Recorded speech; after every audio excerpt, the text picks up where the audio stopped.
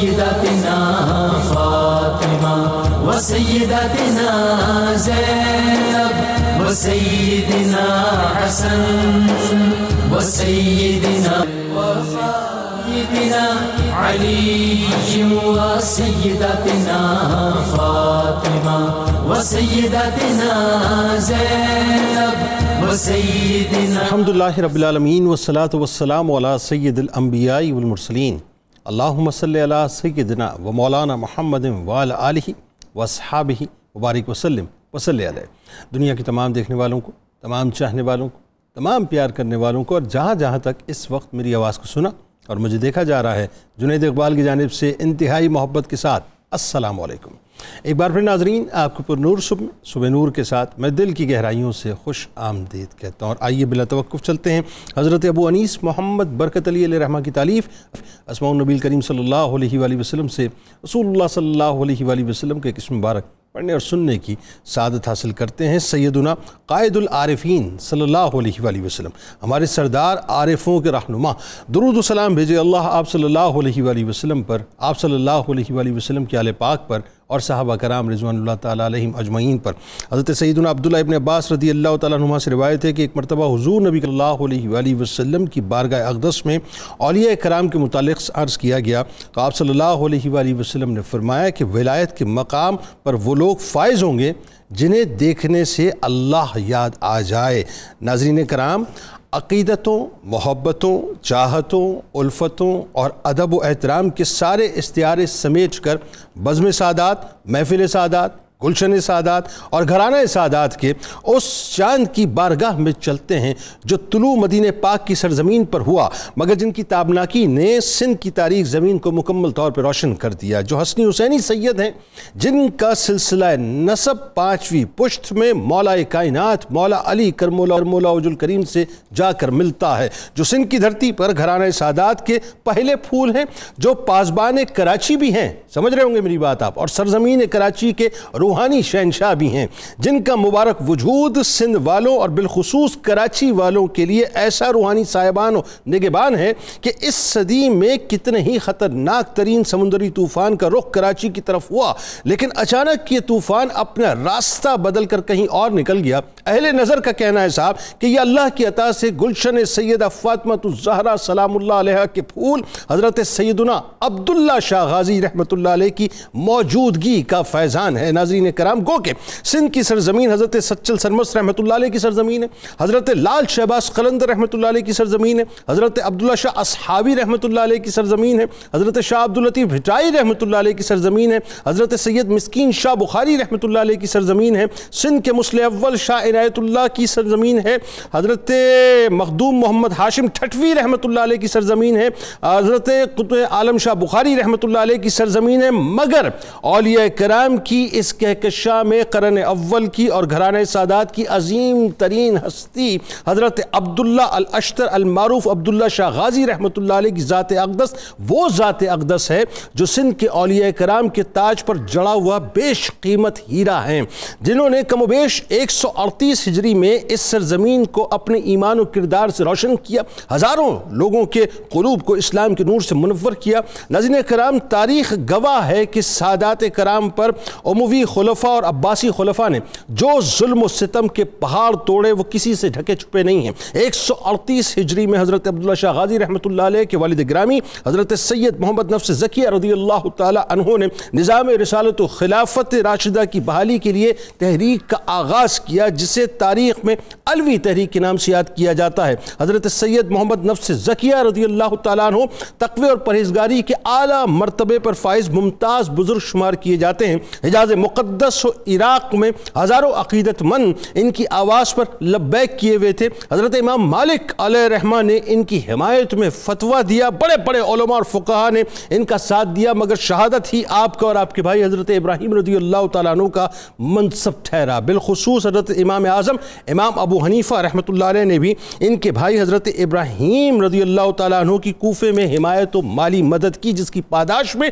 ابو جعفر منصور نے امام اعظم کو بھی زہر دے کے شہید کر دیا۔ ناظرین کرام، حضرت سیدنا عبداللہ شاہ غازی رحمۃ اللہ علیہ کی تعلیم و تربیت اپنے انتہائی نڈر والد کی زیر سایہ مدینہ منورہ میں ہوئی، بلکہ یوں کہیے کہ علم کے نور سے آپ رحمۃ اللہ علیہ مدنی فضاؤں میں ہی منور ہوئے۔ آپ علم حدیث میں ماہر تھے، بلکہ کچھ مورخین نے آپ کو محدث بھی لکھا ہے۔ آپ رحمۃ اللہ علیہ میں علم کے جوہر موجود تھے۔ آپ نے اپنے علم کی تابانیوں سے مکمل طور پر لوگوں کے قلوب کو منور کیا۔ تلوار چلانے اور اونٹ کی سواری میں آپ کا کوئی بھی ثانی نہیں تھا، مگر ظاہر کے ساتھ ساتھ آپ رحمۃ اللہ علیہ باطن کے بھی شاہ سوار تھے۔ آپ رحمۃ اللہ علیہ 12 برس تک اسلام کی تبلیغ میں سرگرداں رہے اور سندھ کی دھرتی پر اسلام کا بیج بوتے رہے، اس کی آبیاری کرتے رہے، یہاں تک کہ باسیوں کے دلوں میں محبت، اخوت اور بردباری جیسے جو ایک خاص وصف تھا وہ پیدا کر دیا۔ 400 افراد کہتے ہیں کہ ابتدا میں آپ کے دست مبارک پر داخل اسلام ہوئے۔ آئیے انہی کی بارگاہ میں چلتے ہیں ناظرین، کہ جنہوں نے اپنی عبادت کے ذریعے سے، زہد و تقوی کے ذریعے سے، بلند ہمتی کے ذریعے سے دین اسلام کا وہ پیغام پہنچایا جس کی نظیر نہیں ملتی۔ آغاز کریں گے، ہمارے ساتھ 3 شخصیات موجود ہیں، یقیناً کسی بھی تعارف کی محتاج نہیں۔ شخصیت ممتاز عالم دین محترم جناب پروفیسر محمد سعید احمد خان صاحب موجود ہیں۔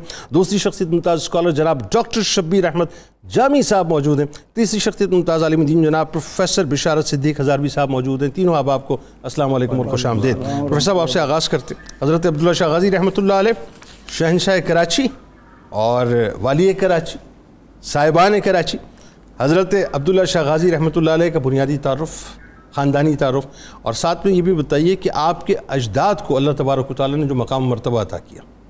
بسم اللہ الرحمن الرحیم، اللہم صلی علی محمد وعلی آل محمد وبارک وسلم۔ بہت شکریہ محترم جنید اقبال صاحب، آپ نے اس عظیم ہستی کو پاسبان کراچی کہا، میں پورے بر صغیر کا انہیں پاسبان کہوں گا۔ واہ واہ واہ، سبحان اللہ۔ اور یہ اس لیے کہوں گا کہ میرے پروردگار کا حکم ہے، اعوذ باللہ من الشیطان الرجیم، انما ولیکم اللہ ورسولہ والذین آمنوا۔ واہ سبحان اللہ۔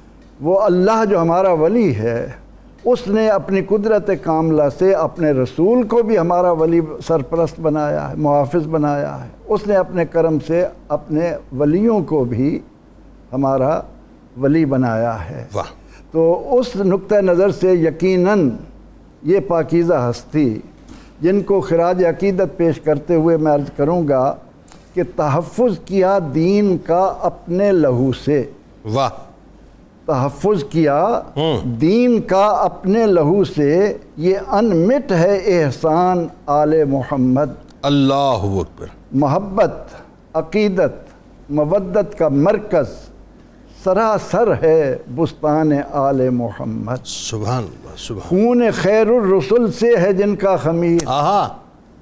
خون خیر الرسل سے ہے جن کا خمیر، ان کی بے لوث طینت پہ لاکھوں سلام۔ سبحان اللہ سبحان۔ کیا پیارا نام ہے اور کیا سلسلہ ہے حسنی، جب ہم ان کے پاک نام پر آتے ہیں کہ حضرت شاہ عبداللہ غازی الاشتر ابو محمد آپ کی کنیت ہے۔ آپ بیٹے ہیں محمد نفس زکیہ کے۔ ٹھیک۔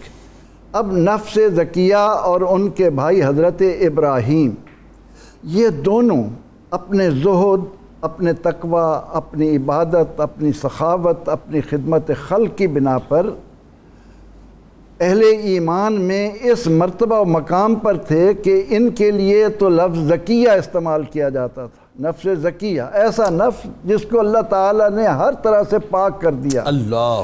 اور ان کے بھائی حضرت ابراہیم رضی اللہ عنہ کو رضیہ کہا جاتا تھا کہ اتنے پسندیدہ تھے۔ ہائے ہائے ہائے ہائے۔ اب انہیں اللہ رب ایک زکیہ ہے، ایک رضیہ ہیں۔ آہا۔ یہ یعنی شہرت ہے اس کی، جیسے کہ میں نے شروع میں کہا کہ اعلیٰ حضرت علیہ الرحمہ نے یہ جو کلمہ کہا نا کہ خون خیر الرسل سے ہے جن کا خمیر، آہا۔ ان کی عظمتوں کا ذکر میرے جیسا ادنا طالب علم یا کوئی اور یہ کوشش کرے کہ ان کی عظمتوں کا ہم کما حقہ احاطہ کر سکیں، یہ ناممکن ہے۔ قرآن کریم کا مطالعہ کرنے والے جانتے ہیں کہ یہ وہ نفوس قدسیہ میں سے ہیں جن کے پاؤں اگر پتھر پر لگے تو اللہ نے اسے مقام ابراہیم بنا کر خانہ کعبہ میں رکھ دیا۔ آہا۔ اور بیت اللہ نے کہا کہ جب میرا طواف کر چکو اور اس کے بعد اللہ کی بارگاہ میں جھکنے کا وقت آئے تو مقام ابراہیم پر آ جانا۔ آئے ہائے ہائے۔ اب ان نفوس قدسیہ کی جو عظمتیں اہل ایمان کے لیے موجود ہیں ان کی طرف ہمیں دھیان دیتے ہوئے اپنے اخلاق اور کردار کا جائزہ لینا ہے کہ ہم ان نفوس قدسیہ کی محنتوں کا ثمر کہاں تک سنبھال سکے، کہاں تک اس کو اپنی معاشرت میں لا سکے۔ تو آپ کا جو بنیادی تعارف ہے، آپ کے والد ہیں حضرت نفس زکیہ، ٹھیک، وہ بیٹے ہیں حضرت عبداللہ محض کے، ہاں، اور حضرت عبداللہ محض پر جب ہم آتے ہیں تو حیرت میں ڈوب جاتے ہیں کہ یہ وہ عظیم انسان ہیں جن کو خراج عقیدت پیش کرتے ہوئے یحییٰ بن معین کہتے ہیں کہ عبداللہ المحض ثقۃ صدوق، آہا، سچا انسان اور ثقہ، حدیث کو بیان کرنے والا، اور اپنے اخلاق و عادات کی بنا پر معاشرے میں وہ مرتبہ و مقام رکھتے تھے کہ جب عمر بن عبدالعزیز رحمۃ اللہ علیہ ان کی خدمت میں آتے تو کھڑے ہو کر سلام عقیدت پیش کرتے۔ آہا، سبحان اللہ۔ جب تک ان کو بٹھا نہ لیتے انہیں چین نہ آتا، ان کی قدر و منزلت تھی۔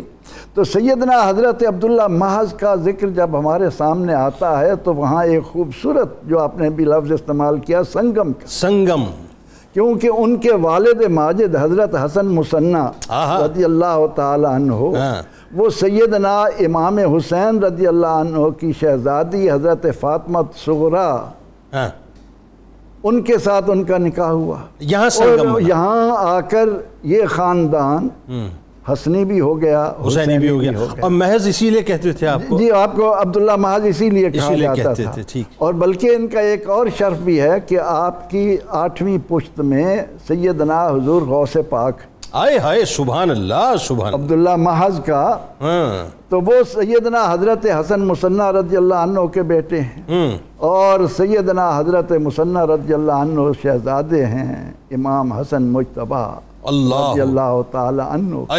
اب کہاں سے وہ زبان لائیں کہ حضور نبی اکرم رحمت عالم صلی اللہ علیہ وسلم نے جن کو اپنے کاندھے مبارک پر سوار کیا ہو، اپنی پشت مبارک پر سواری کے وقت اپنے سجدوں کو طوالت دی ہو، جن کو لڑکھڑاتے ہوئے مسجد میں آتے دیکھ کر اللہ کا نبی، نبیوں کا امام، شفاعت کا ضامن اپنے ممبر کو چھوڑ کر جمعے کے خطبے کو موقوف کر کے امام حسن مجتبیٰ کو پڑھانے آئیں اور جن کے لیے دعائیں فرمائیں کہ اے اللہ، یہ میرے شہزادے، میں ان سے محبت کرتا ہوں، تو ان سے محبت کر، جو ان سے محبت کرے تو ان سے محبت کر۔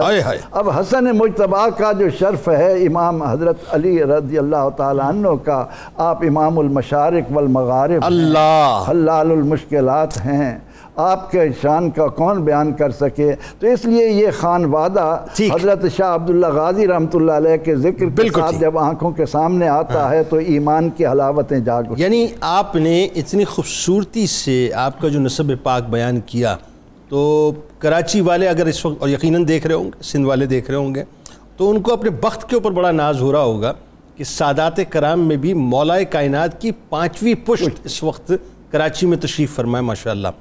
اور چونکہ ظاہر ہے میں اہل کراچی میں سے ہوں، تو مزار پر انوار جب آپ جاتے ہیں تو آپ، وہ چونکہ پہاڑ کی چوٹی کے اوپر ہے، تو وہ چوٹی بتاتی ہے کہ ظاہر شخصیت بھی چوٹی کی ہیں اور تشریف فرما بھی چوٹی پر ہے۔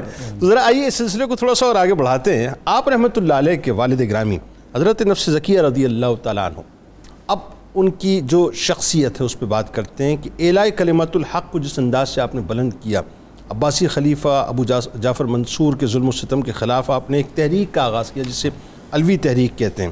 تو یہ ذرا، چونکہ عبداللہ بن صفا جو ہے اس کا وہ انتقال کر چکا ہے اور یہ ٹیک اپ کر چکا ہے ابو جعفر منصور جو ہے، تو اس تحریک کا مقصد کیا تھا، وہ کیا اس وقت سیاسی ماحول تھا، ذرا وہ بتائیے۔ بسم اللہ الرحمن الرحیم۔ وہ تحریک سے پہلے جو مقاصد ہے، اللہ تعالیٰ نے قرآن مجید میں ارشاد فرمایا، هو الذی ارسل رسولہ بالہدی ودین الحق لیظہرہ علی الدین کلہ۔ اللہ تعالیٰ نے دین اسلام کو جس مقصد کے لیے بھیجا تھا وہ اس لیے تھا تاکہ اس دین کو تمام ادیان پر غالب کر دیا جائے۔ یہ دین دلائل کے اعتبار سے بھی غالب رہنا تھا اور سیاست و اقتدار کے اعتبار سے بھی غالب رہنا تھا۔ اس سیاست و اقتدار کی پہلی شکل تھی حضور نبی اکرم صلی اللہ علیہ وسلم کے بعد خلافت راشدہ کی۔ بالکل ٹھیک ہے۔ ہمیشہ اس کی طلب رہی کہ دوبارہ وہی دور، وہی پیٹرن، وہی ڈھب، تاکہ اسلام کی برکات صرف گلی محلوں میں ہی نہ رہیں بلکہ اسلام کی برکات کو ہم ایک اوپر لیول پر بھی دیکھیں، تاکہ ہمیں صرف دین مسجد میں نہ نظر آئے، بازاروں میں بھی نظر آئے، اقتدار میں نظر آئے، فیصلوں میں نظر آئے، تاکہ دین کی جو چمک ہے وہ ہر طرف پھیلے۔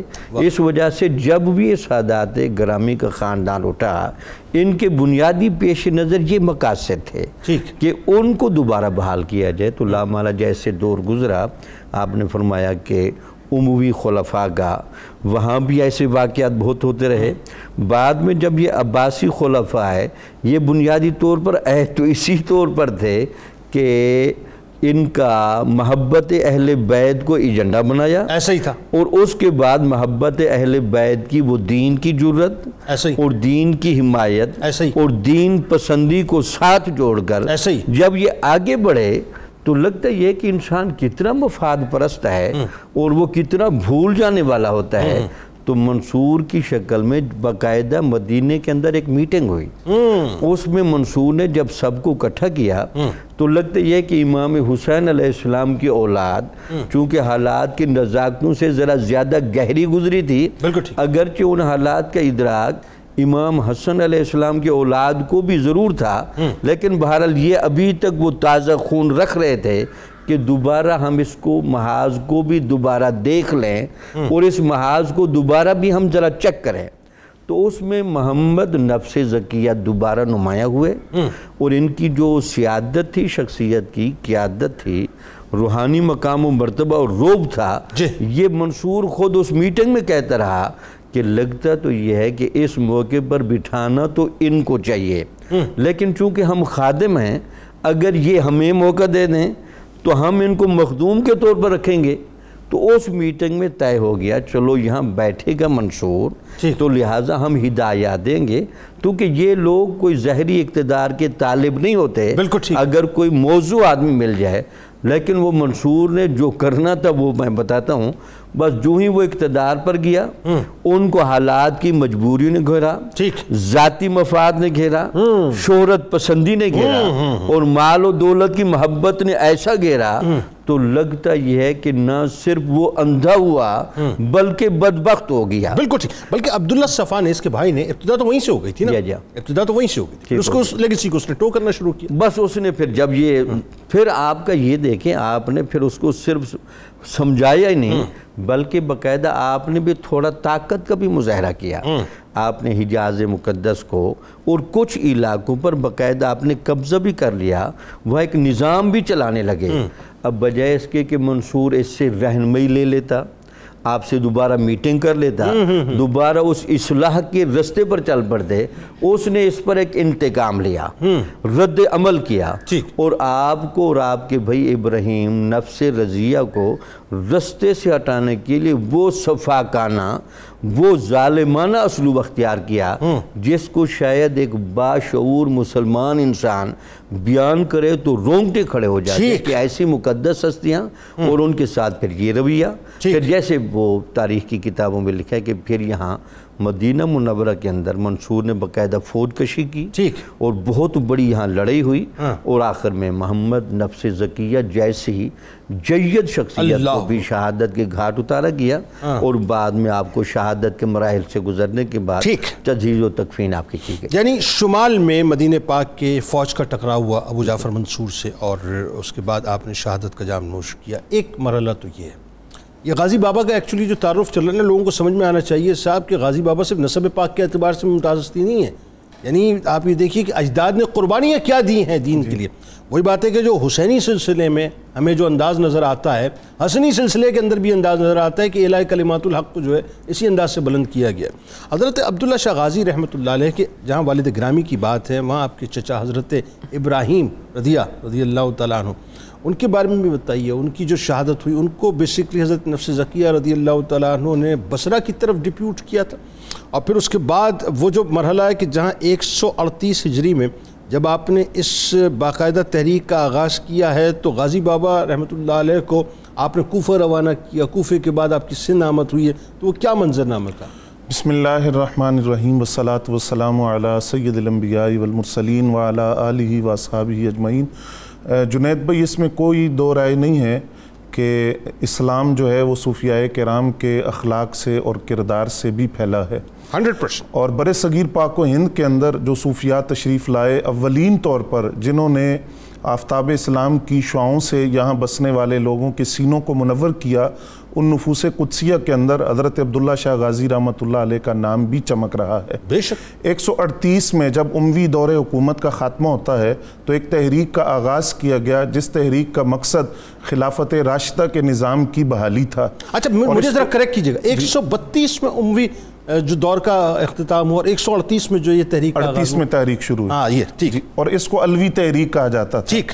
حضرت محمد نفس زکیہ رحمۃ اللہ علیہ اور آپ کے بھائی حضرت سید ابراہیم نفس ردیہ رحمۃ اللہ تعالیٰ علیہ، ان دونوں بھائیوں کے درمیان یہ بات طے پائی تھی کہ جس وقت مدینہ طیبہ کے اندر میں عباسی خلفاء کے مظالم کے خلاف علم جہاد بلند کروں گا، اسی وقت آپ بصرہ چلے جائیں، بصرہ کے اندر عین اسی وقت آپ نے علم جہاد بلند کرنا ہے۔ لیکن جس وقت حضرت سید ابراہیم نفس ردیہ جو انتہائی وجیح اور حسین و جمیل تھے، اور دیباج آپ کا لقب تھا، دیباج ریشم کو کہتے ہیں، تو آپ جب بصرہ میں آئے تو ایک عارضے کے اندر مبتلا ہو گئے، وہ بات جو طے کی تھی وہ پوری نہ ہو سکی، لیکن جب آپ سے اتیاب ہوئے تو آپ نے اس تحریک کا آغاز کیا۔ ابتدائی طور پر ہزاروں لوگوں نے آپ کے ہاتھ پر بیعت کی۔ جب آپ بصرہ میں موجود تھے تو 145 ہجری میں بصرہ کے اندر ہی آپ کو یہ خبر ملی کہ حضرت محمد نفس زکیہ رحمۃ اللہ علیہ کو شہید کر دیا گیا۔ اب جب آپ بصرہ کے اندر تھے، آپ نے وہاں شہادت کا اعلان کیا حضرت محمد نفس زکیہ رحمۃ اللہ علیہ کا، اور جس طرح ان کو تلاش کیا جا رہا تھا اسی طرح حضرت سید ابراہیم رضی اللہ تعالیٰ عنہ کو بھی تلاش کیا جا رہا تھا۔ تاریخ یہ بھی بتاتی ہے کہ مطلب یہ تعداد بڑھتے بڑھتے 1 لاکھ تک پہنچ گئی تھی۔ جب آپ بصرہ سے نکلے ہیں اپنے بیٹے حسن کو قائم مقام بنا کر، بصرہ سے آپ نکلے تو 1 لاکھ افراد آپ کے ساتھ کوفہ کی طرف روانہ ہوئے۔ جب آپ کوفہ میں پہنچے تو یہ تعداد اور بڑھ گئی جو آپ کے علم کے نیچے اکٹھے ہوئے، اور پھر کوفہ کے اندر سراج الامہ امام الائمہ امام اعظم ابو حنیفہ رحمۃ اللہ علیہ نے آپ کی حمایت کا اعلان کیا، اور ان کی حمایت کا اعلان کرنا یہ کوئی معمولی بات نہیں۔ امام مالک علیہ رحمہ پہلے اعلان کر چکے، وہ پہلے فتویٰ دے چکے تھے حمایت میں، تو یہ ایک تقویت ان کی تحریک کو ملی۔ اب جس وقت حضرت سید محمد ابراہیم نفس ردیہ کوفہ کی طرف روانہ ہوئے تو خلیفہ ابو جعفر منصور نے عیسیٰ بن موسیٰ نامی ایک کمانڈر کو لشکر دے کر بھیجا کہ وہ آپ کا راستہ روکے، لہٰذا کوفہ سے 100 میل دور فاصلے پر جب آپ نکلے تو ان لشکر کا آپس میں مقابلہ ہوا۔ امام جعفر صادق رضی اللہ تعالیٰ عنہ کا ایک قول تاریخ تبری کے اندر موجود ہے، آپ نے یہ پیشگوئی فرمائی تھی، خبر دی تھی ان کی شہادت کے حوالے سے کہ جب یہ شہید ہوں گے تو حالت یہ ہوگی کہ ان کی سواری کے سم پانی کے اندر ہوں گے، اور وہ جو خبر تھی وہ بالکل پوری ہوئی۔ آپ کا مقابلہ ہوا، اور اس مقابلے کے اندر حضرت سید محمد ابراہیم نفس ردیہ جو چچا ہیں حضرت عبداللہ شاہ غازی رحمۃ اللہ علیہ کے، ان کو شہید کر دیا گیا۔ تیر ان کی پشت میں لگا، پشت میں تیر مارا گیا، آپ شہید ہو گئے، سواری سے نیچے اترے تو سارا آپ کا اتار دیا گیا۔ تو آپ کی شہادت کے بعد پھر جو عباسی خلفاء تھے ان کی طرف سے سادات پر بہت مظالم ڈائے گئے، بالخصوص وہ لوگ جو آپ کے ساتھ نکلے تھے، آپ کے معاون بنے، مددگار بنے، ان کو یا تو قید و بند کی صعوبتیں برداشت کرنا پڑی یا ان پر کوڑے برسائے گئے، جیسا کہ خود امام اعظم ابو حنیفہ رحمۃ اللہ علیہ کو قید میں ڈالا گیا اور پھر زہر دے کر شہید کر دیا گیا۔ اچھا، اس کے ساتھ ہی جس طرح آپ کو بصرہ بھیجا گیا تھا، اسی طرح حضرت عبداللہ شاہ غازی رحمۃ اللہ علیہ کو ان کے والد نے حکم دیا تھا کہ آپ جو ہیں وہ سندھ کے اندر چلے جائیں۔ اب سندھ کے اندر جو حضرت عبداللہ شاہ غازی رحمۃ اللہ علیہ کا داخلہ ہے وہ کس انداز سے ہوا؟ وہ اس طرح ہوا کہ آپ ایک تاجر کی حیثیت سے آئے۔ میں یہاں ایک بات کی وضاحت بہت ضروری سمجھتا ہوں کہ آپ تاجر بن کر کیوں آئے، کیونکہ جو صوفیاء ہیں وہ 2 طریقوں سے داخل ہوئے۔ ایک تو تھا کہ وہ خالصتاً تبلیغ اسلام کے لیے آئے، دوسرا یہ تھا کہ رزق حلال کے حصول کے لیے تاجر بن کر آئے۔ آپ تاجر کی حیثیت سے آئے، لیکن جو آپ تاجر کی حیثیت سے آئے اس کی ایک حکمت تھی، ایک غرض تھی، ورنہ جو آپ کا اصل بنیادی مقصد تھا وہ تبلیغ اسلام نام تھا. وہ تاجر بن کر آپ اس لیے آئے کہ آپ جانتے تھے کہ آپ کے والد نے جس تحریک کا آغاز کیا ہے عباسی خلفاء کے حکومت کے وراکین جو سندھ کے اندر موجود ہیں, جب وہ یہ بات جانیں گے کہ محض میں ایک مبلغ بن کر آ رہا ہوں تو وہ میرا راستہ روکیں گے. لہذا آپ نے یہ طریقہ اختیار کیا کہ میں ایک تاجر کی حیثیت سے جاؤں گا اور وہاں تبلیغ اسلام کا فریضہ سر انجام دوں گا. لہذا آپ سندھ آنے سے پہلے کوفہ گئے, کوفہ سے آپ نے بہت کثیر تعداد کے اندر گھوڑے خریدے, گھوڑوں کا تاجر بن کر آپ سندھ کے اندر داخل ہوئے. کوفہ سے سندھ تک کی مسافت جو آپ نے طے کی ہے تبلیغ اسلام کے لیے, تاجر کی حیثیت سے جب داخل ہوئے تو کوئی مزاحمت نہیں ہوئی, راستہ نہیں روکا گیا, اور جب سندھ میں داخل ہوئے تو اولین مبلغ اسلام بن کر برِ صغیر پاک و ہند کے اس خطے کے اندر 12 سال تک آپ نے تغلیبی خدمات کا اور سادات کرام میں یہ پہلا قدم مبارک تھا جو سندھ کی سرزمین کو جو ہے منور جس نے کیا. اور حضرت ابراہیم رضی اللہ تعالیٰ عنہ کا جو ذکر پاک ہو رہا تھا کہ آپ کی جو شہادت ہوئی اس میں کہتے ہیں روایتوں میں آتا ہے کہ دیوار میں چنا گیا. جی ایک روایت کی بھی ہے, اور ایک روایت یہ بھی ہے نا, آج بھی وہ دیوار کہتے ہیں جی بغداد کے اندر موجود ہے. ایک روایت یہ ہے اور دوسری روایت یہ ہے تو جو جس کی امام جعفر صادق نے پیش گوئی کی ہے, تو یہ ہو سکتا ہے کہ شہادت اس کے بعد یہ دوبارہ شہادت جو ہے. اور یہ جو پریڈکشن ہے یہ بیسیکلی امام جعفر صادق علیہ السلام نے کی تھی آپ کے بارے میں. امام جعفر صادق علیہ السلام 83 ہجری میں اس اب دنیا میں تشریف لاتے ہیں. 98 ہجری حضرت عبداللہ شاہ غازی رحمۃ اللہ علیہ کا بنتا نہیں, 15 برس بڑے تھے آپ. اور امام موسیٰ کاظم علیہ السلام تقریباً 30 برس چھوٹے تھے حضرت عبداللہ شاہ غازی رحمۃ اللہ علیہ سے. ناظرین کرام ہمارے ساتھ رہیے کیونکہ اب وہ موقع ہے کہ جہاں سندھ والے خاص طور پہ ہمارے ساتھ انگیج رہیں. ویسے تو ظاہر ہے پورا پاکستان انگیج رہا ہے جہاں جہاں دیکھا جا رہا ہے, لیکن ہمیں یہ پتہ چلنا چاہیے صاحب کہ ہمارے قلوب کے اندر یہ جو دین اسلام کی ایک رمق پیدا ہوئی ہے, کن ہستیوں کا احسان عظیم ہم پہ ہے. تو غازی بابا رحمۃ اللہ علیہ سندھ تشریف لا چکے ہیں تبلیغ کے لیے. یہیں سے سلسلے کو جوڑیں گے سرکار کی بارگاہ میں درود پاک کا نذرانہ. علی و سیدتنا فاطمہ و سیدتنا سیدتنا فاطمہ و سیدتنا زینب و سیدنا حسن و سیدنا. ناظرین میں آپ کو خوش آمدید کہتا ہوں. مولا کائنات مولا علی کرم اللہ وجہ الکریم اور سیدہ کائنات بی بی فاطمہ الزہرا سلام اللہ علیہا کے گلشن کے انتہائی حسین ترین اور مہکتے پھول, مولا کائنات کی 5ویں پشت, شہنشاہ کراچی, صاحبان کراچی, رہنمائے کراچی, روحانی طور پہ جنہوں نے کراچی کو پروٹیکٹ کر کے رکھا ہے, اس میں کوئی دوسری رائے نہیں, حضرت عبداللہ شاہ غازی رحمۃ اللہ علیہ کی بارگاہ میں انتہائی عقیدت کے ساتھ ہم نذرانہ پیش کر رہے ہیں. اب وہ منزل ہے کہ جہاں حضرت عبداللہ شاہ غازی رحمۃ اللہ علیہ اپنے قدمین شریفین سے سندھ کی دھرتی کو منور کرتے ہیں, اس کو شرف بخشتے ہیں. تو سادات میں آپ پہلی ہستی ہیں, یہ یاد رکھیے, کہ جنہوں نے اپنے قدم مبارک کو سندھ کی دھرتی پہ رکھا. وہیں سے سلسلے کو جوڑتے ہیں. پروفیسر صاحب بتائیے ذرا کہ آپ اپنے والد کے حکم پہ چلے, مدینہ پاک چھوڑنا پڑا, آپ کو کوفہ چھوڑنا پڑا, اور اس کے بعد آپ سندھ میں تشریف لاتے ہیں. طرز تبلیغ آپ کا کیا تھا, ایک تو یہ بتائیے. دوسرا جو گورنر سندھ اس زمانے میں تھا عمر بن حفص, وہ بڑا معتقد تھا اہل بیت کا, اس کی عقیدت کے بارے میں بتائیے. اور پھر اسی تسلسل میں وہ جو راجہ کے پاس آپ کا جانا, اس کی مہمان نوازی, وہ سارا سلسلہ کیا ہوا تھا؟ حقیقت یہ ہے کہ خلفائے عباسیہ ہوں یا خلفائے امویہ, دین کی وہ روح جو پیغمبر رحمت صلی اللہ علیہ وسلم اپنی امت میں پیدا کرنا چاہتے تھے, ان سے وہ محروم تھے.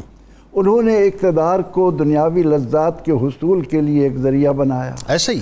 اور اس راہ میں ان کو جو بھی رکاوٹ نظر آئی اس کو اپنا دشمن سمجھ کر, یہ خیال نہ کرتے ہوئے کہ وہ کس مرتبہ مقام کے ہیں, ان کی ہمارے آقا سے ایک نسبت ہے, ادھر ہم مسلمان بھی کہلاتے ہیں, لیکن ظلم کے پہاڑ توڑے. قطع کلام کی معذرت, وہ جو بات اس وقت فرما رہے تھے, آپ دیکھیے کہ ہزاروں علماء اور فقہا کو شہید کیا گیا, امام اعظم جیسی مطلب ہستی کو جو شہید کیا گیا, اور سادات کرام اپنی آئیڈینٹیٹی کو مصلحتاً چھپاتے تھے کیونکہ اتنا تشدد, اور کئی سادات کرام کو شہید کیا گیا. یہ وہ دور تھا بیسیکلی. اور یہ سادات کرام اپنے اخلاق اور کردار کی وجہ سے لوگوں کے اندر ایک مرتبہ مقام پا لیتے تھے. لوگوں کے دل کھچے ان کی طرف جاتے تھے. ان کے حلقے جہاں بھی ہوتے تھے, ہزاروں کی تعداد میں مسلمان ان کی زیارت کے لیے امٹ آتے تھے, اور وہاں ان کو قلبی سکون ہوتا تھا. نفس زکیہ رحمۃ اللہ تعالی علیہ رضی اللہ تعالی عنہ، انہوں نے اپنے بیٹے شاہ عبداللہ غازی رحمۃ اللہ علیہ کو کراچی یا سندھ جانے کی اس لیے خبر دی کہ غزوہ ہند کا ان کے سامنے سلسلہ موجود تھا۔ اچھا، اس کے کچھ آثار ان کے سامنے تھے۔ انہوں نے جس جرأت اور ہمت کے ساتھ منصور کا مقابلہ کیا اور پھر آخر میں شہید ہو گئے، تو انہوں نے یہ حکم دیا تھا کہ تم نے وہاں جانا ہے۔ اور اقبال نے جس کے بارے میں کہا نا کہ میر عرب کو آئی ٹھنڈی ہوا جہاں سے، میرا وطن وہی ہے، میرا وطن وہی ہے، تو حضرت نفس زکیہ رحمۃ اللہ علیہ اپنے لخت جگر کو یہ تلقین کر گئے کہ آپ نے وہاں پہنچنا ہے۔ ٹھیک ہے۔ اب آپ نے جب یہاں قدم رکھا تو اتفاق سے منصور کی طرف سے جو گورنر تھا عمر بن حفص، وہ اہل بیت سے محبت کرنے والا تھا، لیکن منصور کو یہ کانٹے کی طرح چبھ رہا تھا۔ جس طرح یزید نے آتے ہی راستے سے کانٹے ہٹانے کی خاطر اتنا بڑا ظلم ڈھایا، اب اس ضمن نعمان بن بشیر رضی اللہ تعالیٰ عنہ کو جو گورنری سے معزول کیا گیا نا، ابن زیاد کو وہاں پر لایا گیا، یہاں بھی وہی صورت ہے، ایگزیکٹلی وہی صورتحال تھی، کیونکہ ان کے سامنے بھی دنیاوی لذات کا حصول ہے، یہاں بھی دنیاوی لذات کا حصول ہے۔ اور جب تک امت مصطفیٰ کو صلی اللہ علیہ وسلم کوئی عمر بن عبدالعزیز جیسا دنیا اور آخرت سنوارنے والا حاکم نہیں ملتا، ان کی قسمت نہ کبھی سنوری نہ کبھی سنورے گی۔ ٹھیک ہے۔ تو سیدنا حضرت شاہ عبداللہ غازی رحمۃ اللہ علیہ جب سندھ آ گئے تو یہاں 138 ہجری کی بات ہے، 138 ہجری کی بات ہے، آپ نے یہاں قدم رکھا۔ تو بعد نے 145 بھی بیان کیا ہے، لیکن 138 والی روایت 145 میں تو حضرت نفس زکیہ رضی اللہ تعالیٰ عنہ کی شہادت کی خبر آپ کو ملی۔ جی جی، ان کی 138 میں آپ خبر ملتی ہے۔ بالکل ٹھیک، بالکل ٹھیک۔ تو حضرت عمر بن حفص رضی اللہ تعالیٰ عنہ جو گورنر تھے وہاں کے، وہ ان سے بے حد عقیدت رکھتے تھے، لیکن ان کو منصور نے کہا کہ نہیں، یہ نفس زکیہ کے بیٹے ہیں، نفس زکیہ اور ان کے بھائی نے ہمارے خلاف خروج کیا تھا، اور عین ممکن ہے کہ یہ بھی اگر زور پکڑ گئے تو ہمارے خلاف خروج کریں گے، لہٰذا ان کو قتل کر کے مجھے اطلاعات ہو۔ اب گورنر نے عمر بن حفص رضی اللہ تعالیٰ عنہ جو بے حد محبت کرتے تھے، ان کو یہ گوارا نہ ہوا اور آپ کو انتہائی عقیدت کے ساتھ بلا کر ایک ساحلی ریاست کے غیر مسلم راجہ کے پاس بھیج دیا، ٹھیک، اور ان کو تاکید کی کہ یہ سادات خاندان کے چشم و چراغ ہیں، ان کو ہر طرح سے احترام دینا ہے، ان کی حفاظت کرنی ہے، ان کی حفاظت کرنے کے لیے تمہیں جو بھی قدم اٹھانے پڑے تم اس کو اٹھاؤ، لیکن ان کو کوئی تکلیف نہ پہنچنے پائے۔ اچھا، یہ سارے ساحلی پٹی تھی، یہ جو ہے نا یہ پوری مشیروں کی بستی تھی پوری، جی یہ سارے ساحلی علاقے، یہاں راجہ مہاراجہ تھے۔ اور دیبل جو کہتے ہیں، دیبل ایکچولی آج کا موجودہ کے پی ٹی ہے، یہ جو دیبل کی فتح ہے محمد بن قاسم، اس وقت راجہ لیکن وہ واقعہ رونما ہوا جس کی وجہ سے محمد بن قاسم کو آنا پڑا تھا۔ تو اس راجہ نے آپ کو جب اپنے ہاں رکھا اور آپ کے شب و روز دیکھے، آپ کا اخلاق و کردار دیکھا، وہ عقیدت مند ہو گیا۔ اس نے نہ صرف یہ کہ کلمہ طیبہ پڑھا بلکہ آپ کے ہاتھ پر بیعت ہو گیا، اور محبت میں اس مقام تک آگے گیا کہ اس نے اپنی ایک بیٹی آپ کے عقد میں دی اور وہاں آپ کو عزت و احترام کے ساتھ رکھا۔ ادھر منصور، اس کو یہ بات کھٹک رہی تھی کہ میرا ایک معاذ اللہ مقابل جو ہے وہ سندھ میں ہے، اور تبلیغی سرگرمی آپ کی بڑھتی جا رہی ہیں، کیونکہ حضرت شاہ عبداللہ غازی رحمۃ اللہ علیہ یا وہ تمام نفوس جو اپنے آپ کو علم حقیقت، علم معرفت، علم دین سے مزین کر لیتے ہیں، تو ان کا اٹھنا بیٹھنا ہی لوگوں کو اسلام کی طرف مائل کرتا ہے۔ آپ کا جہاں درس و تدریس کا سلسلہ تھا، وہاں آپ نے محافل ذکر کا آغاز کیا، اور محافل ذکر میں یہ نتیجہ ہوا کہ 400 عرب، اچھا، دیگر لوگوں کے علاوہ 400 عرب یہاں آپ کے گرد جمع ہو گئے۔ 400 کے قریب آپ کے حلقے میں عرب جامع ہو گئے، اور دیگر لوگ آپ کے اس میں آنے لگے۔ تو آپ کے ورع کو دیکھ کر، آپ کے زہد اور تقوی کو دیکھ کر، اور آپ کی مجالس سے لوگ دن بدن اسلام میں شامل ہونا شروع ہوئے، اور آج جو بر صغیر میں ہم پاکستان کے نام پر اللہ تعالیٰ کا شکر ادا کرتے ہوئے بیٹھے ہیں، یہ در حقیقت فیضان ہے شاہ عبداللہ غازی رحمۃ اللہ علیہ اور ان کے بعد آنے والے ان کے نقش قدم پر چلنے والے اولیاء کا۔ اب عمر بن حفص کو اس نے ہٹا دیا، اس کی جگہ اس نے بھیجا ہشام بن عمر کو، اور ان کو بھی یہ ڈیوٹی دی کہ کسی طرح بھی ہو سکے۔ اب حضرت شاہ عبداللہ غازی رحمۃ اللہ علیہ اپنے مقصد میں کامیاب ہیں کہ لوگوں کے دلوں کو دین اسلام کی محبت سے، لیکن ایک دن اتفاق سے اپنے ساتھیوں کے ساتھ سمندر کے ساحل پر تفریح کے طور پر تھوڑی دیر کے لیے نکلے ہیں، اور اس وقت اس گورنر کا لشکر آپ کے مقابل آ گیا، اس کو موقع ملا اور اس نے آپ کا راستہ روکا، اور وہاں جب مجبوری ہوئی تو آگے جا کے اس پہ بات کرتے ہیں۔ ہشام بھی معتقد تھا سادات کرام، ہشام بھی دل سے نہیں چاہتا تھا، ہشام بھی جو ہے پس و پیش کر رہا تھا اس معاملے کے لیے کہ ظاہر ہے نہ عمر نے جو ہے وہ یہ کام کیا، نہ ہشام یہ کام کرنا چاہتا تھا، کیونکہ وہ بھی سادات کا مقام سمجھتا تھا۔ اچھا یہی بات ہے کہ سادات کے مقام کو سمجھنے کے لیے میرا خیال ہے اللہ تبارک و تعالیٰ کی عطا اگر نہ ہو اور خدا نخواستہ اگر بدبختی ہو ازلی، تو پھر تو انسان کچھ بھی نہیں سمجھ سکتا۔ یہ سادات کرام ہی ہے نا، یعنی پہلی ہستی سندھ میں تبلیغ کی غرض سے حضرت عبداللہ شاہ غازی رحمۃ اللہ علیہ تشریف لائے، اور پھر سادات کا جتنا بڑا کردار اور جتنا بڑا احسان سندھ کی دھرتی پہ، میں چاہتا ہوں ذرا اس پہ گفتگو، چونکہ بات نکل آئی ہے تو اس پہ گفتگو ہونی چاہیے ذرا۔ کوئی شک نہیں۔ بسم اللہ الرحمن الرحیم۔ حضور نبی اکرم صلی اللہ علیہ وسلم کے ایک فرمان کی ذرا گہرائی کو چیک کر لیں، پھر اس پر میں بات کرتا ہوں۔ حضور نبی اکرم صلی اللہ علیہ وسلم کا ایک فرمان مبارک تو یہ ہے کہ میری امت کبھی بھی گمراہ نہیں ہوگی اگر وہ قرآن و سنت کو مضبوطی کے ساتھ تھامے رکھے گی۔ سبحان اللہ، سبحان اللہ۔ دوسری حدیث میں یہ فرمایا کہ میری امت اس وقت تک گمراہ نہیں ہوگی جب قرآن اور میری اہل بیت کو تھامے رکھے گی۔ تو اگر میں سادہ جملوں میں کہہ دوں، سنت نظریہ تھا، ٹھیک ہے، اہل بیت پریکٹیکل تھا۔ واہ، یعنی یہ پریکٹیکل انہوں نے کر کے وہ تھیوری ہے، یہ پریکٹیکل تھا۔ تو اس وجہ سے ایک تھیوری آپ نے بیان کی، ایک پریکٹیکل۔ وجہ یہ تھا کہ دین اسلام جن چیزوں کا نام ہے، جس معیار کا نام ہے، جس سطح کا نام ہے، اس کے لیے جو افراد موضوع ترین ہیں، تو ان میں موضوع ترین ہونے کا جب بھی نام آتا ہے تو اہل بیت کا فرد نمایاں ہو جاتا ہے۔ اور موضوع ترین میں بھی اعلیٰ ترین ہے، اعلیٰ ترین۔ اس کی وجہ یہ ہے کہ ان کو ظاہری طہارت، ذہنی طہارت، قلبی طہارت، روحانی طہارت اس ڈھب کی ملی ہوئی ہے کہ یہ حصہ کسی اور کے پاس ہے ہی نہیں۔ اللہ، اس لیے جب یہ لوگ آتے ہیں تو پہلے تو ان کے ہاں یہ ہوتا ہے، ویسے آج کا بھی کوئی پاکیزہ سید آپ کو نظر آ جائے نا جنید صاحب، ایک دفعہ آنکھیں رک ضرور جاتی ہیں کہ یار اس کا چہرہ، اس کا حسن، اس کی باڈی لینگویج، اس کی روحانی کیفیت، اس کی چاشنی، اس کی رمل، یعنی اس کو دیکھ کر پہلے تو حضرت علی رضی اللہ تعالیٰ عنہ یاد آتے ہیں، پھر حضور نبی اکرم صلی اللہ علیہ وسلم یاد آتے ہیں، پھر اللہ تعالیٰ یاد آتا ہے۔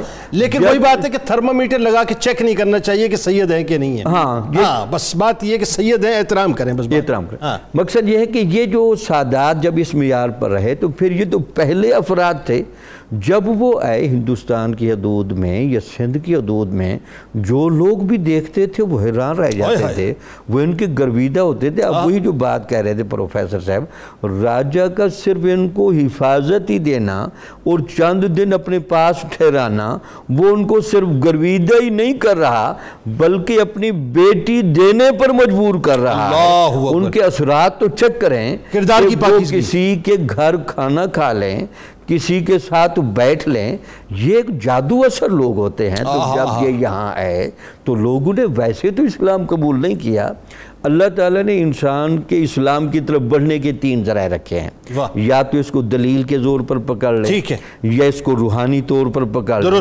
یا اس کے سامنے نمونہ ہی ایسا رکھیں کہ وہ اس کے سامنے قربان ہونے کے لیے تیار ہو جائے۔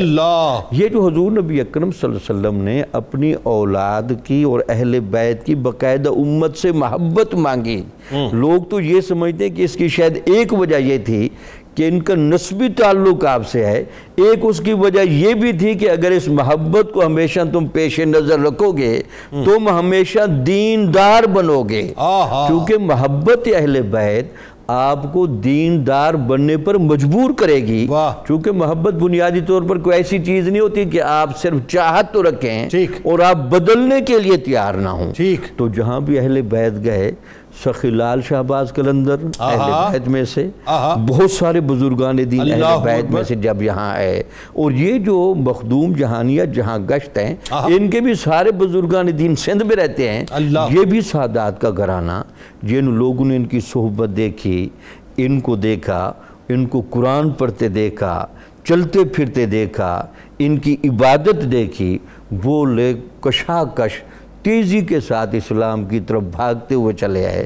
وہ جو تھا اذا جاء نصر اللہ والفتح، تو وہ جب اللہ کی نصرت اور فتح آئی تو لوگ جوک در جوک اسلام کی طرف بڑھنے لگے. اور آپ دیکھیے ایک بات میں خاص طور پہ محسوس کرتا ہوں، اور یہ بات میں نے کئی مرتبہ جو ہے وہ اپنا سمجھنے کی کوشش کی ہے، میں نہیں سمجھ پاتا کہ 1902 سے لے کے 2015 تک آپ دیکھیے کئی مرتبہ یہ باقاعدہ جو ہے ڈکلیئر کر دیا گیا کہ کراچی جو ہے سائیکلون کی نظر ہو جائے گا، اور صورتحال یہ کہ خطرناک ترین سائیکلون کی پیش گوئی ہوتی تھی، لیکن ہوتا یہ تھا کہ بعد میں وہ اپنا رخ موڑ لیتا تھا، اور رخ موڑنے کے بعد جو ہے وہ اپنا ٹھٹا بلوچستان گجرات کے ساحلوں سے جا کر ٹکرا جاتا تھا. تو ایسا لگتا ہے کہ اب یہ ظاہر ہے یہ اہل تصوف کا، اہل نظر کا ایک کلیم ہے کہ غازی بابا رحمۃ اللہ علیہ جو ہیں وہ پہاڑ پر ایک چوکھٹ لیے تشریف فرما ہے، جو باقاعدہ حفاظت بھی کر رہے ہیں اللہ کے حکم سے. دیکھیں کوئی بھی ولی خود سے کچھ نہیں کرتا جب تک اللہ کا اذن نہ ہو. اللہ کے حکم سے جو ہے وہ سادات کے مطلب ستارے وہاں بیٹھے ہوئے اور کراچی والوں کی حفاظت بھی کر رہے ہیں. دیکھو نا، اس پر تو قرآن کی گواہیاں موجود ہیں. ان رحمت اللہ قریب من المحسنین. اللہ کی رحمت ہے تو ہر جگہ، لیکن اگر وہ رحمت آپ تلاش کرنا چاہتے ہیں تو محسن کے وہ پاس رہتی ہے. تو اللہ تعالیٰ کی رحمت کا جہاں عبداللہ شاہ غازی کے مزار پر ڈھیر رہتا ہے، تو وہ رحمت تو کبھی بھی اس کا رخ نہیں آنے دے گی. کیونکہ عبداللہ شاہ غازی لاڈلے ہیں تو وہ رحمت کے دامن میں بیٹھے ہیں. اس میں کوئی رحمت الہی جو ہے وہ غضب الہی کو قریب نہیں آنے دیتی. بے شک ایسا ہی، اس میں کوئی دوسری رائے نہیں ہے.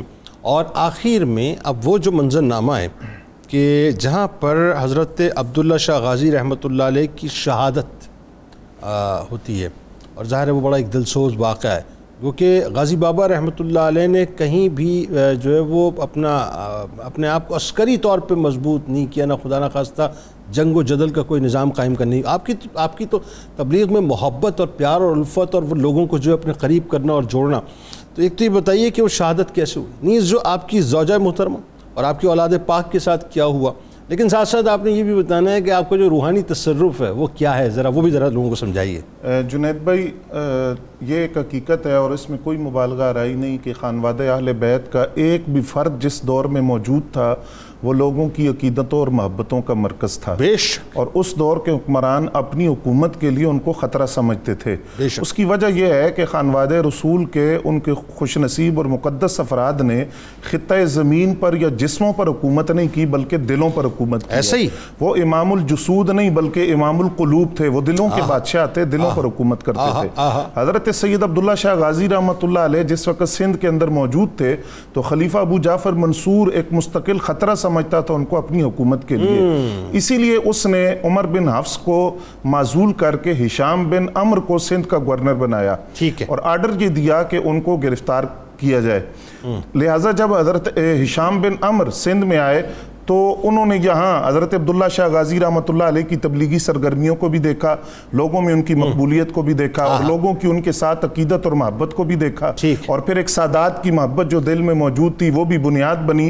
تو وہ ٹال مٹول سے کام لیا اور گرفتار نہیں کیا. یعنی جو عمر کا طریق تھا وہی ہشام بن عمر کا طریقہ. اور یہاں یہ بھی ذرا سے لوگوں کو بتا دیجئے گا کہ مین وائل 145 ہجری میں آپ کے والد گرامی نفس زکی اور آپ کے چچا حضرت ابراہیم رضی اللہ تعالیٰ عنہ کی شہادت کی خبر بھی پہنچ چکی تھی آپ تک، ایسا ہی ہوا تھا؟ جی، اور یہ جو میں عرض کر رہا ہوں یہ 151 ہجری کی بات میں، ابھی 151 ہجری ہے. تو آپ وہاں موجود تھے. سندھ کے ہی ایک علاقے کے اندر بغاوت ہوئی. ہشام بن عامر نے اپنے بھائی کو اس بغاوت کو کچلنے کے لیے بھیجا. لہذا جب وہ لشکر لے کر روانہ ہوا تو اسی لمحے حضرت عبداللہ شاہ غازی رحمۃ اللہ علیہ شکار سے واپس آ رہے تھے اور آپ کے ساتھ کچھ افراد بھی تھے. بعد نے لکھا کہ 9 کے قریب افراد تھے. جب آپ کا یہ سامنا ہوا اس لشکر کے ساتھ تو ہشام بن عمر کے بھائی نے کہا کہ ان پر حملہ کرو، صفی بن عمر سپاہیوں نے، جی صفی نے، اور سپاہیوں نے بتایا بھی کہ یہ حضرت عبداللہ شاہ غازی رحمۃ اللہ علیہ ہیں، سادات سے ہیں، سابقہ گورنر بھی ان کا ادب و احترام کرتا تھا، اور خود تمہارا بھائی ہشام بن عمر بھی ان کا ادب و احترام کرتا ہے۔ اس نے بات سنی انسنی کر دی، اپنے سپاہیوں کو حکم دیا کہ ان پر حملہ کیا جائے۔ اب وہ لشکر کے سامنا ہوا، لیکن اس کے باوجود حضرت عبداللہ شاہ غازی وہ جو خون علی رگوں میں تھا اس کی جرتوں کا مظہر بن کر آپ ڈٹے رہے، سامنے کھڑے رہے، لیکن پھر ایک موقع ایسا آیا کہ لشکر نے مل کر آپ پر حملہ کر دیا، پش سے ایک تیر آپ پر پھینکا گیا اور اس سے آپ شہید ہو گئے۔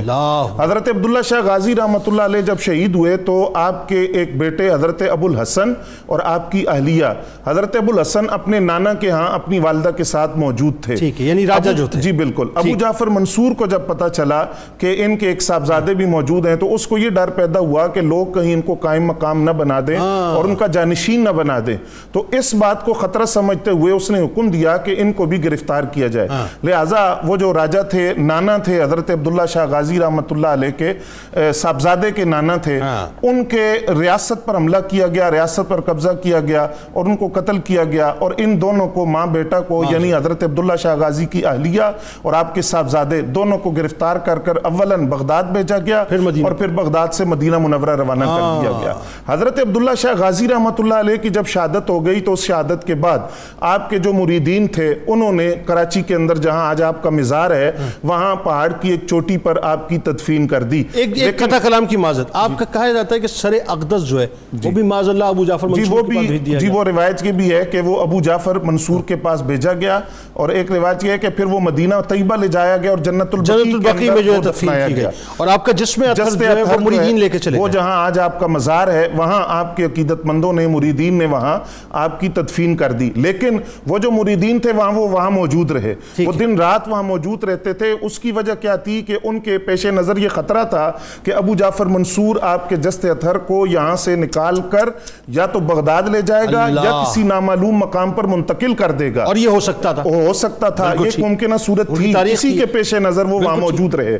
اب وہاں دقت ان لوگوں کے لیے یہ تھی کہ وہ جو اس چوٹی کے گرد، جو چوٹی آج کلفٹن کے علاقے میں موجود ہے جہاں آپ کا مزار ہے، وہاں میٹھے پانی کا کوئی انتظام نہیں تھا، میٹھا پانی میسر نہیں تھا۔ ایک تو وہ پہاڑ ہے، پہاڑی ہے، پھر ساتھ سمندری علاقہ ہے، سمندری زمین ہے، ممکن نہیں تھا کہ وہاں میٹھا پانی دستیاب ہو سکے۔ قطع کلام کی معذرت، جو میں عرض کر رہا تھا پروفیسر صاحب سے کہ یہ مچھیروں کی بستی تھی اور یہ پانی اب تو تھوڑا سا درست دور ہو گیا ہے، ورنہ یہ بالکل پانی جو ہے نا ساتھ ساتھ ہی تھا، پہاڑی کے قریب تھا۔ تو لہذا اب وہ اس بات پر پریشان تھے، تو روایات یہ ہیں کہ انہوں نے حضرت عبداللہ شاہ غازی رحمۃ اللہ علیہ کا واسطہ اللہ تعالیٰ کی بارگاہ میں پیش کیا، اور بات جو آپ عرض کر رہے تھے کہ یہ کیسے ہوتا ہے تو اس کا جواب حدیث میں موجود ہے، من کان للہ کان اللہ لہو، جو اللہ کا ہو جاتا ہے اللہ اس کا ہو جاتا ہے۔ جب وہ ساری زندگی اللہ کے لیے وقف کر دیتا ہے، اللہ تعالیٰ کی راہ میں گزارتا ہے، تو پھر وہ جو کہتا ہے رب کائنات اس کی بات کو پورا کرتا ہے۔ آپ نے خواب کے اندر ایک بزرگ کو خبر دی کہ میٹھے پانی کا انتظام ہو جائے گا، لہذا وہ پہاڑی جس پر آپ کا مزار ہے اس کے نیچے سے میٹھے پانی کا چشمہ جاری ہوا، جو آج تک جاری ہے، اور لوگ وہاں سے سیرابی حاصل کرتے ہیں اور فیضیاب ہوتے ہیں۔ مجھے کہنے دیجئے کیوں نہ ہو، یہ کیوں نہ ہو، جن کے جد زمین پہ ٹھوکر ماریں اللہ تبارک و تعالیٰ زمزم کو جاری کر دے، تو ان کی اولاد خواب میں آ کے اتنی بشارت دے دیں کہ میٹھا پانی جاری ہو جائے گا، تو کیوں نہ جاری ہو۔ اچھا ذرا یہ بتائیے آخر میں، جو میں نے بات روکی ہوئی تھی، الاشتر آپ کو کیوں کہتے ہیں؟ جی اس میں دو روایات ہیں، ایک تو یہ ہے کہ گھڑ سواری کے والے سے آپ جو ہے سواری وہ بہت تیز دوڑاتے تھے، اور دوسرا یہ ہے کہ یہ جو ابرو ہیں، یہ پلکیں، یہ آپ کی آنکھوں پر گری ہوئی تھی، تو اس وجہ سے یہ لقب اشتر جو ہے وہ آپ کو دیا گیا تھا، یعنی اس میں ایک بزرگیت کا پہلو تھا۔ گہرائی اور مراقبے کی طرف اشارہ تھا، مراقبہ بڑا کرتے تھے۔ کیا بات ہے، ماشاءاللہ۔ عموماً آپ کی آنکھیں بھی ہم سرخ دیکھا کرتے ہیں اس معاملے میں۔ اللہ تعالیٰ آپ تینوں کو جزائے جمیل عطا فرمائے۔ بہت شکریہ، آپ تشریف لائے۔ ناظرین کرام، آئیے آپ کو لیے چلتے ہیں کتاب الشفا کی جانب۔ اعضائے جسمانی کی سلامتی کا وظیفہ آپ کو بتلاتے ہیں کہ اگر کسی شخص کو کسی مرض کی وجہ سے کسی جسمانی عضو کے ضائع ہونے کے خطرہ ہو تو روزانہ صبح و شام کے وقت 7 مرتبہ اللہ تبارک و تعالیٰ کا اسم مبارک یا محیف کا ورد کرے، انشاءاللہ تمام اعضاء سلامت رہیں گے۔ حضرت عبداللہ شاہ غازی رحمۃ اللہ علیہ کا قول مبارک، کمال قول مبارک ہے کہ اللہ تعالیٰ کی بارگاہ میں کوئی بھی عمل اخلاص کے بغیر قابل قبول نہیں ہے۔ انسان کو ہر عمل اخلاص کی بنیاد پر بجا لانا چاہیے۔ روزنامہ 92 نیوز میں آج مضمون ضرور پڑھیے گا. حضرت غازی رحمۃ اللہ علیہ کے حوالے سے ٹویٹر پہ میں ضرور فالو کیجیے گا, فیس بک پیج کو لائک کیجیے گا, یوٹیوب چینل کو سبسکرائب ضرور کر لیجیے گا, بیل آئیکن کو ضرور کلک کر لیجیے گا. آپ وہاں موجود ہیں, ہم یہاں موجود ہیں, مل کے انشاءاللہ نعرہ لگائیں گے, لیکن اس سے پہلے روح سے ذرا تجدید عہد وفا کرتے ہیں. لا یؤمن احدکم حتی اکون احب الیہ من والدہ وولدہ والناس اجمعین. اللہ تعالیٰ آپ کا, ہمارا, ہم سب کا, پاکستان کا اور امت مسلمہ کا حامی و ناصر. آمین. پاکستان کا مطلب کیا؟ لا الہ الا اللہ محمد رسول اللہ صلی اللہ علیہ وسلم.